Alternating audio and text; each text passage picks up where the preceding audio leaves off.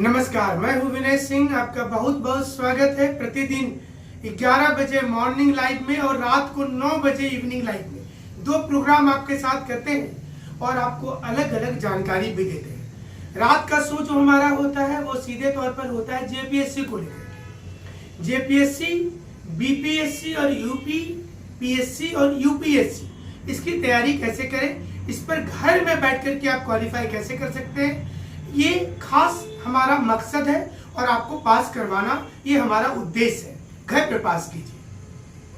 अब आपको साथ में बता दें कि जो हमारे साथ सीधी बातचीत करना चाहते हैं वो रात को 8 से 9 के बीच में बात कर सकते हैं प्रतिदिन। दूसरी महत्वपूर्ण चीज यह बताएंगे, आज बताएंगे कि पहले किस स्तर पे तैयारी शुरू करनी चाहिए। अधिकांश लोगों का हमने प्रश्न देखा कमेंट बॉक्स में और अधिकांश लोगों ने पूछा था कि वो मेंस एग्जाम नहीं पढ़ना चाहते, पहले पीटी परीक्षा पास करना चाहते हैं।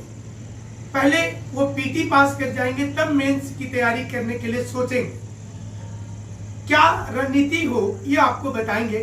इसके साथ कई व्यूअर ने हमें फोन करके बताया था कि आपके यूट्यूब चैनल के जो कमेंट बॉक्स सेक्शन है इसमें कुछ लोग अपना एजेंडा चला रहे हैं, जो अलग अलग कोचिंग इंस्टीट्यूट के बारे में बताते हैं। ये बताते हैं कि वहाँ से स्टडी मटेरियल ने कोई गंजू टीचर, कोई मंजू टीचर, कोई वन एकेडमी, कोई सन एकेडमी।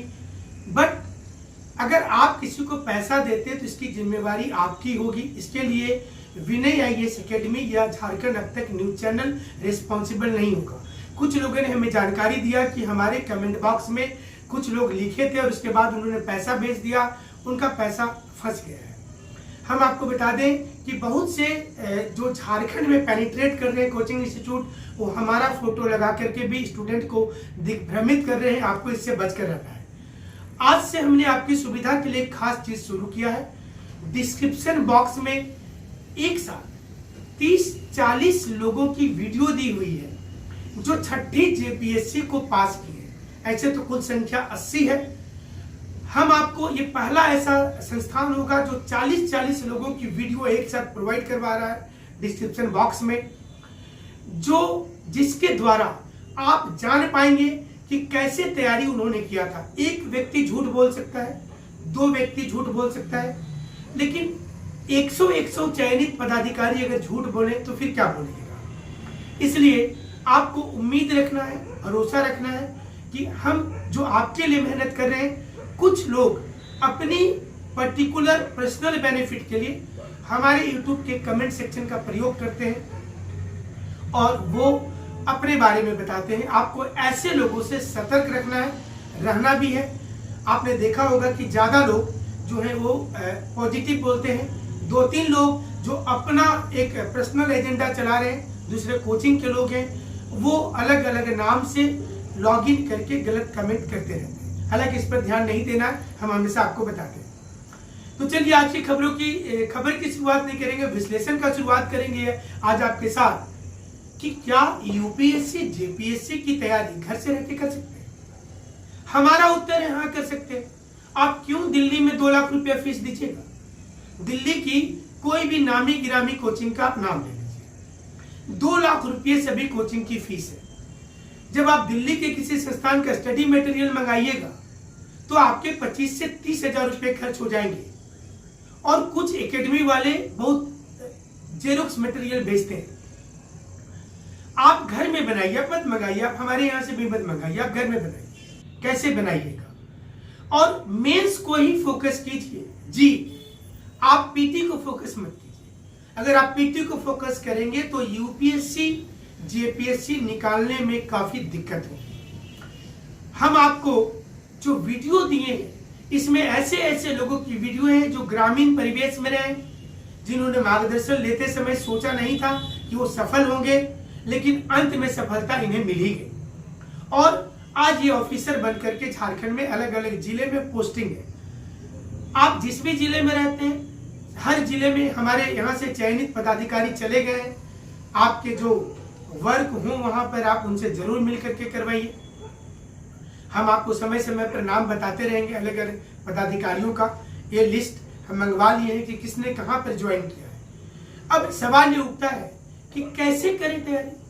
मेंस की तैयारी घर में कैसे करें? बहुत आसान सा चीज है। देखिए, सिविल सर्विस को या जेपीएससी को या बीपीएससी को देखिएगा तो मेंस के क्वेश्चन ऑलमोस्ट पता रहता है कि क्या आने वाला है। करेंट इवेंट को छोड़ करके मेंस का क्वेश्चन ऑलमोस्ट पता है।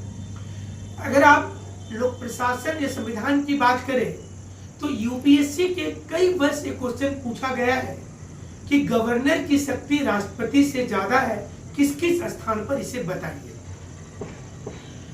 मौलिक अधिकार का गलत प्रयोग हो रहा है, इसे बताइए। सुप्रीम कोर्ट के लेटेस्ट जजमेंट का वर्णन कीजिए। ये कुछ फिक्स क्वेश्चन है जो अक्सर आते हैं। प्रस्तावना का मूल उद्देश्य बताइए।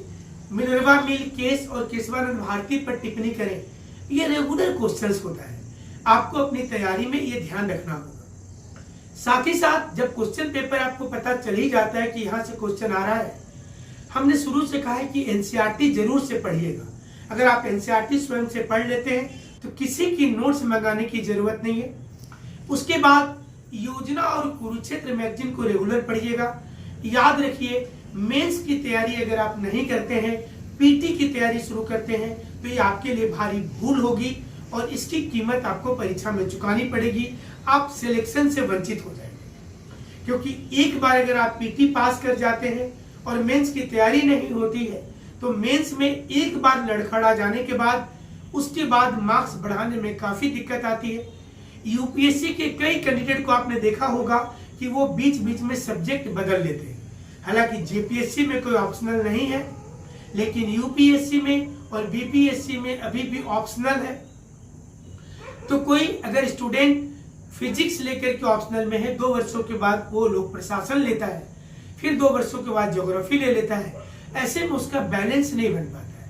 आपको जनरल स्टडी पढ़ते समय तय करना चाहिए कि जो पढ़ने में आपको रुचि लग रहा है, जो इंटरेस्टिंग है, जिसमें आपको समझ में आता है, उसी को अपना ऑप्शनल चुनिए जो यूपीएससी की तैयारी कर रहे हैं। आप इसलिए मत चुनिए कि टॉपर इस विषय से हुआ है। हमने झारखंड में देखा कि कई व्यूअर ये बोलते हैं कि रीजनल लैंग्वेज में क्या खोरथा ले लें, क्योंकि खोरथा में इस बार 110 नंबर 120 नंबर भी आया है, तो लोगों के दिमाग में है कि हम खोरथा ले लेते हैं। लेकिन आपको ये समझना होगा कि जिनको आया है 110 और 120 नंबर, वो क्या उसी क्षेत्र के रहने वाले थे? आप टॉप 3-4 टॉपर्स को देख लें, जिनके खोरथा में अगर नंबर आए, नागपुरी में आए, तो हिंदी लिटरेचर में भी नंबर आया है और इसके साथ इंग्लिश लिटरेचर में भी आया है। ऐसा नहीं है कि सिर्फ 1-2 विषय से ही पढ़ करके कोई पास कर सकता है। अब सवाल यहाँ पर ये सामने आता है कि क्या जो भी लोग अब तैयारी कर रहे हैं, क्या सारे लोग खोरथा ले लें? हमारा मानना है नहीं, क्योंकि कभी कभी ऐसा होता है कि एक एग्जाम में, पहली एग्जाम में अगर खोरथा क्लिक किया है तो दूसरे एग्जाम में चेंजिंग भी हो सकता है, दूसरे विषय में भी दमदार नंबर आ सकते हैं।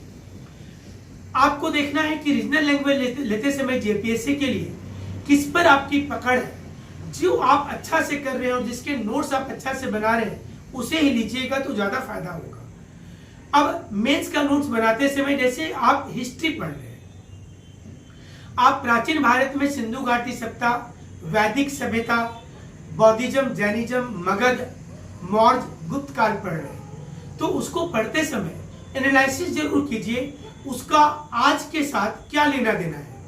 आज की जो कैबिनेट है, आज की जो प्रशासनिक व्यवस्था है, वह मौर्य से कितना मिलता है, वह गुप्त से कितना मिलता है। अगर मौर्य काल में एग्रीकल्चर डिपार्टमेंट होता था, मौर्य काल में पुलिस और स्पाई सिस्टम होता था, तो क्या आज का सीबीआई उसी का ब्रॉड रूप है, आज का आईबी उसी का रूप है? मुगल प्रशासन से आज कितना मिलता है? जब आप इस एनालिसिस को समझ जाइएगा तो मेंस का आंसर आप अच्छा से लिखेंगे। अगर आप वैदिक कल्चर को पढ़ रहे हैं, वैदिक संस्कृति को जानना चाहते हैं, सिंधु घाटी को पढ़ रहे हैं, तो आपको सिर्फ रटना नहीं है पीटी वाले चीजों को, आप मेंस के लिए समझना है कि उस संस्कृति का योगदान हमारी सभ्यता में क्या रहा है, कैसे ये नष्ट हुआ है, क्यों ये एक्सटेंड किया, कैसे अर्बन से रूरल चला गया, रूरल से अर्बन हो गया, यहाँ के लोग कैसे थे, क्यों वेदों पर महत्व दिया जा रहा है, सिंधु घाटी में प्रकृति की पूजा क्यों की जाती थी, व्यापारिक व्यवस्था कैसा था। अगर आप इन चीजों को देखेंगे तो आपके प्राचीन भारत से और मध्यकालीन भारत से बेहतरीन तैयारी होगी तो ब्रिटिश काल के नियम कानून को समझने में दिक्कत नहीं होगा आपको। और आज भी जो हमारा कानून व्यवस्था है इसमें बहुत सी चीजें ऐसी हैं जो हूबहू मौर्य, गुप्त और प्राचीन व्यवस्था से मिलती है, तो उसको आप साथ में लेकर के इतिहास को लिखेंगे। मेंस की तैयारी कर लेने से पीटी की तैयारी 70 से 80% हो जाती है, इसलिए आपको ज्यादा टेंशन नहीं लेना, लेखन शैली को ठीक करना है। क्या ऐसा कोई नोट्स बना है इस पृथ्वी पर कि जिसको सिर्फ पढ़ लीजिए और आप यूपीएससी आईएएस कर जाइए? आप सोचिए कि कितने भी स्टैंडर्ड कोचिंग हो, वो 10,000, 15,000, 20,000 से ज्यादा नोट्स के नहीं लेते और 200 रुपया में भी नोट्स मिलता है।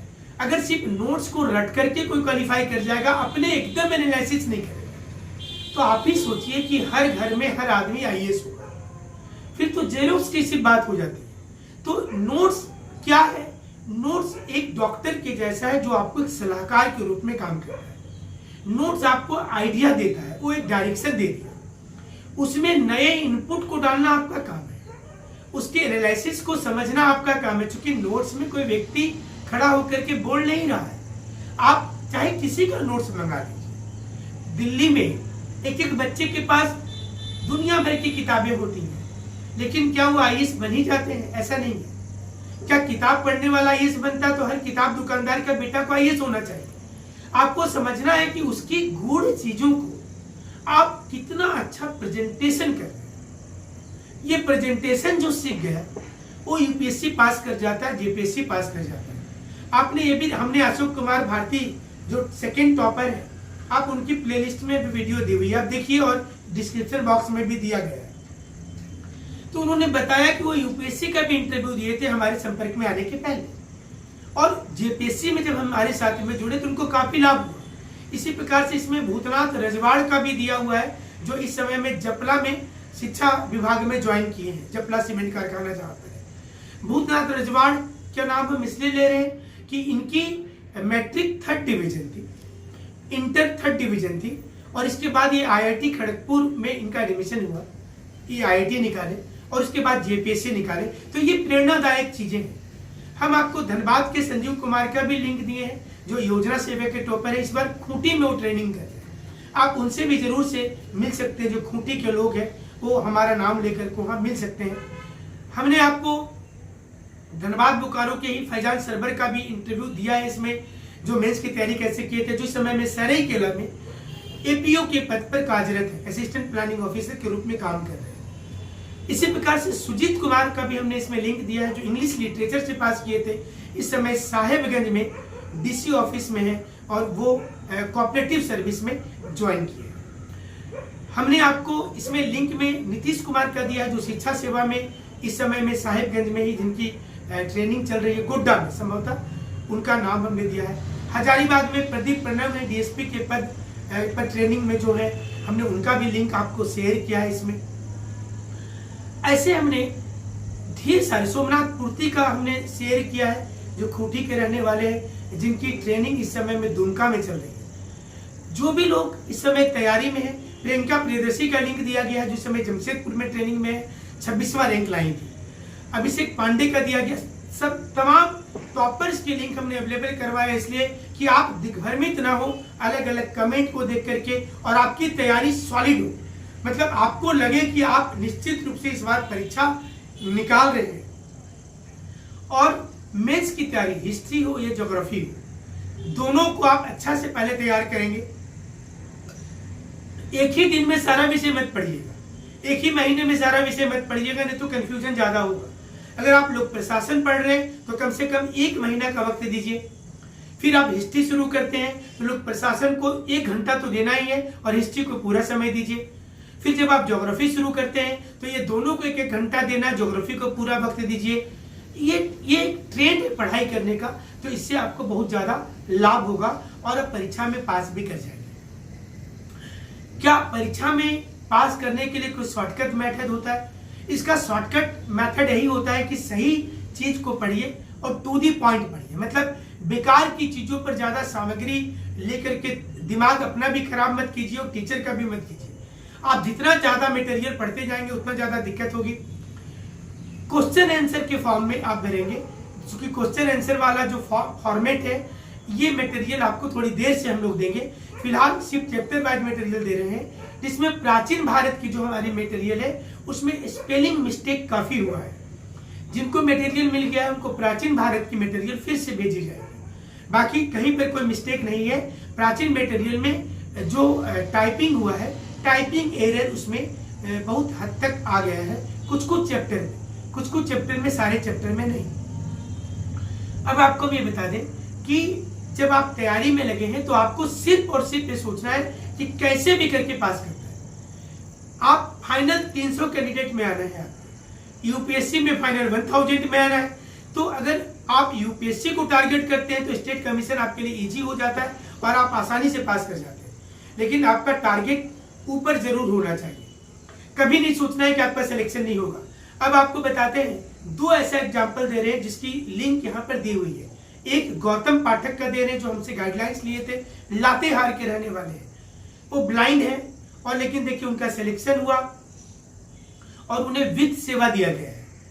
अब आप सोचे कि ब्लाइंड होने के बावजूद वो हिम्मत नहीं आ रहे और लगातार तैयारी करते रहे। अरुण महतो जो लोहरदगा के हैं, उनकी भी हमने इंटरव्यू दी है।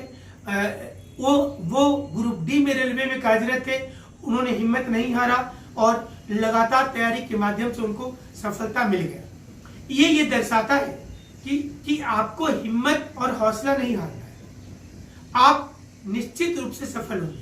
ऐसे ढेर सारे लोगों का लिस्ट हमारे पास है, स्टूडेंट्स का।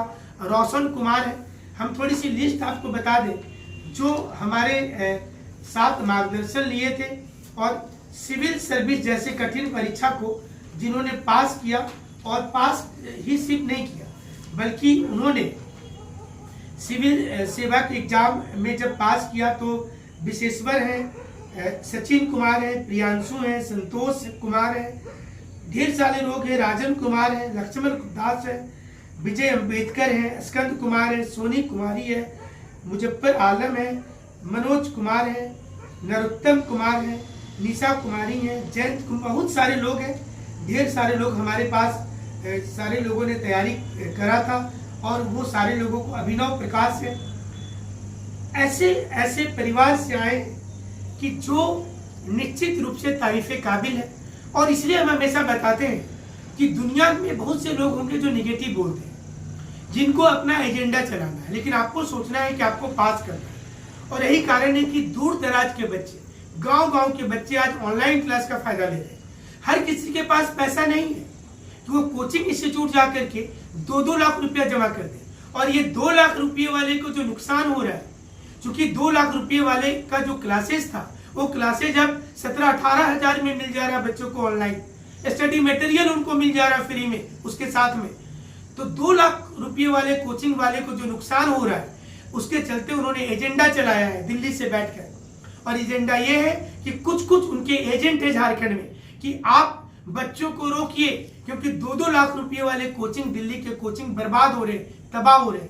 लेकिन आप घर से तैयारी कीजिए। हम तो ये बोलते हैं कि आप ऑनलाइन भी मत पढ़िए, आप हमारे साथ भी मत पढ़िए, आप हमारा स्टडी मटेरियल मत लीजिए, आप स्वयं से पढ़िए। एनसीईआरटी को फोकस कर दीजिए, योजना कुरुक्षेत्र पढ़ लीजिए और क्वालिफाई कीजिएगा, 100% कीजिएगा, कोई नहीं रोक सकता है।